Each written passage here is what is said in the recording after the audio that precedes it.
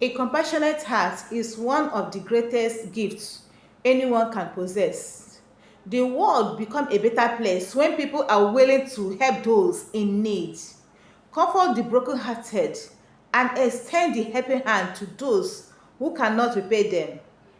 Give is beautiful because it reflects love, kindness, and humanity. However, true wisdom teaches us that generosity should always work hand in hand with understanding. Give with compassion does not mean giving carelessly. It means allowing love to guide your heart while allowing wisdom to guide your decision. When you give wisely, you are able to continue helping others without putting yourself or your family in unnecessary hardship. A general person who gives beyond their abilities may eventually become the one in need. Therefore, compassion should never be separated from wisdom. Compassion should never be separated from wisdom. Saving with wisdom is another important principle of successful life. Money is not only meant to be spent, it is also meant to manage. Every income, whether great or small, carry the responsibility of goods and of good stewardship. Many people many people earn enough because they spend without planning. Others earn very little but live peacefully because they have learned the discipline of saving consistently. Yes, white people understand that life has different seasons. There are seasons of abundance and there are seasons of scarcity. During times of plenty, they prepare for the times of needs. They know that tomorrow is not guaranteed to be the same as today. Saving is not a sign of fear, it's a sign of wisdom. It gives peace of mind, reduces the unnecessary stress, and prepare you to face unexpected challenges with confidence instead of panic. Yes, planning with understanding is equally important. A person who plans carefully does not leave their future to chance. They think before they act. They set goals, prioritize their needs over their wants, and make decisions that benefit both the present and the future. Understanding teaches us that every financial decision we make today becomes part of the life we will live tomorrow. Many people regretted tomorrow because they ignore wisdom today. They spend everything they earn without considering the future.